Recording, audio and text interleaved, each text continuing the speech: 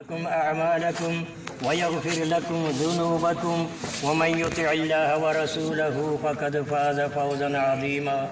أما بعد فإن خير الحديث كتاب الله وخير الهدي هدي محمد صلى الله تعالى عليه وآله وسلم وشر الأمور محدثاتها وكل محدثة بدعة وكل بدعة ضلالة وكل ضلالة في النار.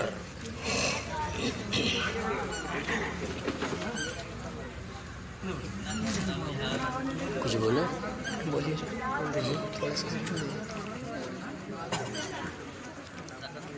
محترم حاضرین مجلس، حاضرین عقد نکاح کے تعلق سے دو چار باتیں آپ لوگوں کی خدمت میں عرض کرنا چاہتا ہوں.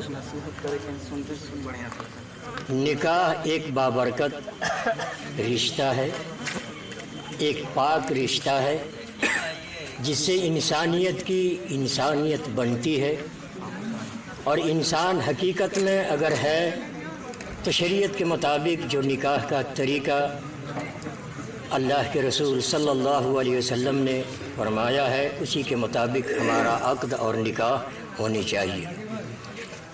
ہمارے اس ہندوستان میں نکاح کا بہت طرح کے رسم ہوا کرتے ہیں.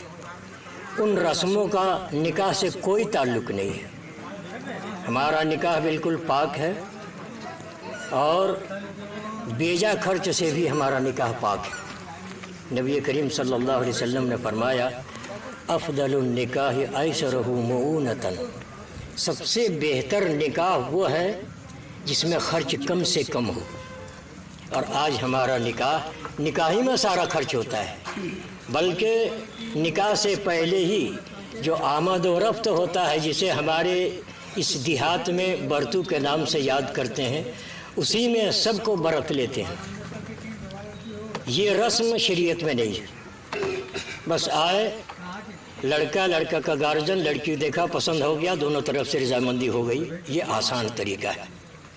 اس کا ایک زندہ مثال حضرت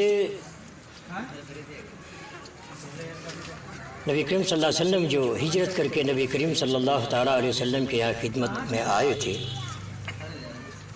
اور وہ نکاح اتنا آسان ہوا تھا. ہمارے یہاں کا نکاح میں آج ہوتا کیا ہے کہ بڑے بڑے لوگوں کو دعوت دی جاتی ہے.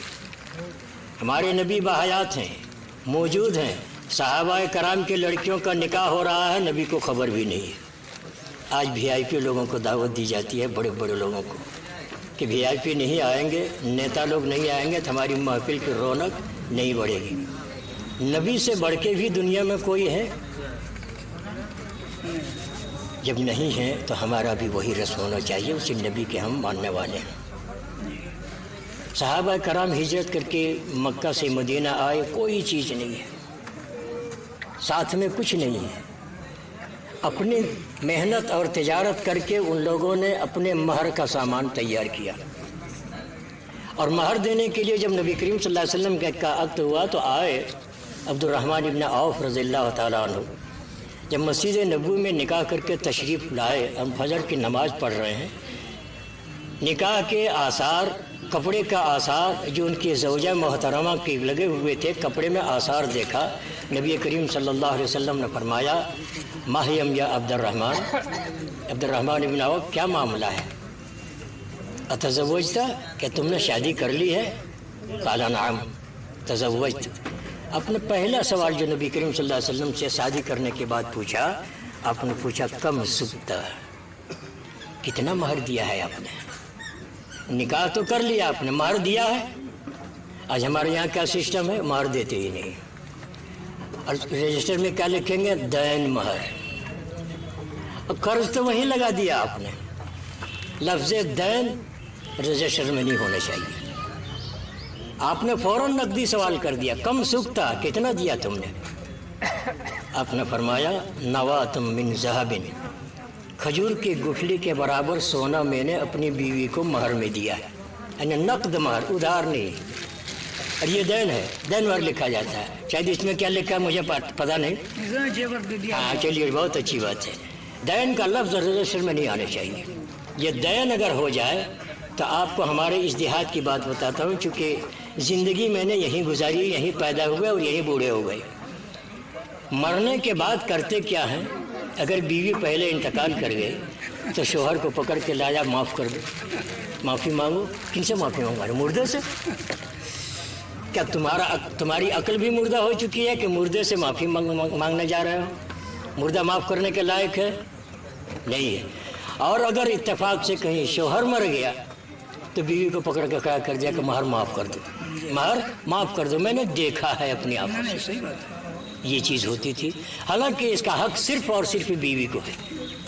شوہر اور بیوی کا یہ معاملہ ہے۔ اللہ تبارک و تعالیٰ نے کلام مقدس میں فرمایا کہ ایک مرد اگر شادی کر لیتا ہے اور شادی کرنے کے بعد اس کو طلاق دے کر کے دوسری بیوی سے شادی کرنا چاہتا ہے، دوسری عورت سے، تو اس وقت کتنا مہر دیا؟ قرآن نے اس کا کوئی حد نہیں بتایا کہ کتنا مہر اس کا ہونا چاہیے۔ حضرت عمر فاروق رضی اللہ تعالیٰ عنہ ممبر پہ کھڑے ہو کر کے ارشاد فرما رہے ہیں ممبر رسول سے، لا تغالوا مہور النساء، عورتوں کے مہر مہنگا مت کرو۔ ایک عورت کھڑی ہو گئی خطبے کے بعد، کہا کہ یا عمر من این قلت، کہاں سے کہہ رہے ہو؟ کوئی دلیل ہے تمہارے پاس؟ کہا کہ دلیل، میں خلیفۃ المسلمین ہوں، اسی لیے میرا حکم ہے یہ۔ کہا آپ کا حکم مانو یا اللہ کا حکم مانو؟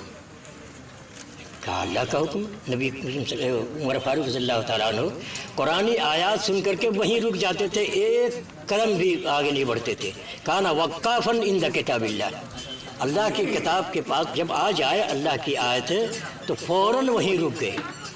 تو وہ عورت کہتی ہے، اللہ تعالیٰ نے فرمایا وَإِذَا أَرَدْتُمْ اسْتِبْدَالَ زَوْجٍ مَكَانَ زَوْجٍ وَآتَيْتُمْ إِحْدَاهُنَّ قِنْطَارًا فَلَا تَأْخُذُوا مِنْهُ شَيْئًا أَتَأْخُذُونَهُ بُهْتَانًا وَإِثْمًا مُبِينًا۔ کہا اللہ تعالیٰ تو کہہ رہا ہے کہ ایک عورت کو بدل کے دوسری عورت سے جب نکاح کرنا چاہتے ہو اور مہر میں تم نے ڈھیر سا مال دے دیا ہے، قنطار کہتے ہیں پہاڑ جیسے مال کو، قنطاراً، فلا تأخذ منہ شیئا، تمہارا حق نہیں ہے، بیوی کو دے دیا تم نے، اب شوہر کا بھی حق نہیں ہے، ختم ہو گیا شوہر کا، شوہر کے ہاتھ سے نکل گیا، بیوی مالک ہو گئی، نہ باپ مالک، نہ بھائی مالک، نہ چچا مالک، نہ شوہر مالک، نہ شوہر کا بھائی مالک، نہ سسر مالک، نہ ساس مالک، کوئی نہیں، اس کے مالک صرف اور صرف عورت ہے۔ لیکن آج ہمارے دیہات میں کیا ہوتا ہے؟ نقدی دے دیجئے، باپ کھا گیا بھائی، اس کو کہاں لے جا کر کے سودا لے آیا بازار سے، چلو 2 کلو گوشت لایا، کھا کے ختم کر دیا۔ حق کس کا ہے؟ بیٹی کا ہے، شوہر نے دیا ہے، بیٹی کا، بیوی کا حق ہے، اب بیوی کا حق کو باپ کھا رہا ہے، یہ ہماری شریعت اس کی اجازت نہیں دیتی ہے۔ تو نبی کریم صلی اللہ علیہ وسلم نے فرمایا عبد الرحمن بن عوف کو کم سکتا، کتنا مہر دیا؟ تو کہا نوات من ذهب، کھجور کی گٹھلی کے برابر میں نے سونا دیا ہے۔ پھر دوسرا سوال آپ نے کر دیا، اولم ولو بشات، ولیمہ کرو۔ آج ہمارے یہاں سسٹم کیا ہے؟ بارات جانے سے پہلے لوگوں کو کھلا دیا، ہو گیا ولیمہ۔ ولیمہ جانتے ہی نہیں کس کو کہتے ہیں ولیمہ۔ ولیمہ ہے میاں بیوی کے ملنے کے بعد، شب زفاف کے بعد ولیمہ ہوتا ہے۔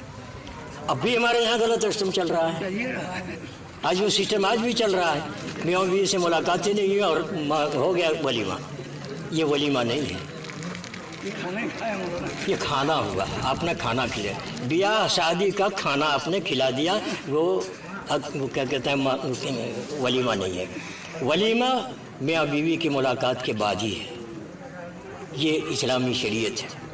تو یہ سب سارے سسٹم ہم نے اور آپ نے ختم کر دیا ہے۔ دوسری چیز کیا ہے؟ بارات آنے والے دولہے کے جانب سے، دولہے کے ولی سے اب پیسے وصولتے ہیں، یہ فلانا کا پیسہ دے دو، فلانا کا پیسہ دے دو، کھانا بنانے کا پیسہ دے دو، یہ دائی کا پیسہ دے دو، یہ نائی کا پیسہ دے دو، یہ فلانے کا پیسہ دے دو، گیت گانے والا کا پیسہ دے دو۔ عجب تماشا ہے، شریعت میں گیت گانا ہے ہی نہیں، اب اس کا بھی پیسہ دو۔ سامان لے جائیں گے یہاں سے، پیسہ دیجئے بھاڑا، وہاں میں جا کر رکھیں گے، بھائی آپ نے دے دیا، ہم سے لے لیا پیسہ 500، وہاں بھی رکھیں گے جب تک 1000 نہیں لیں گے، کیا کیجیے گا؟ سامان لے کے ہم واپس آ جائیں گے۔ کتنا برا رسم ہے یہ تمام رسم، یہ ہندوانہ رسم ہے، یہ ہندوانہ رسم ہماری شریعت میں کوئی اس کی مقام اور جگہ ہی نہیں ہے۔ اس لیے نکاح جتنے آسان طریقے سے ہو جائے، جتنا کم خرچ میں ہو جائے، وہ سب سے بہتر نکاح ہے۔ اللہ تبارک و تعالی ہم لوگوں کو شرعی نکاح کرنے کی توفیق عطا فرمائے اور تمام لوگوں کو کتاب و سنت پر چلنے کی توفیق عطا فرمائے۔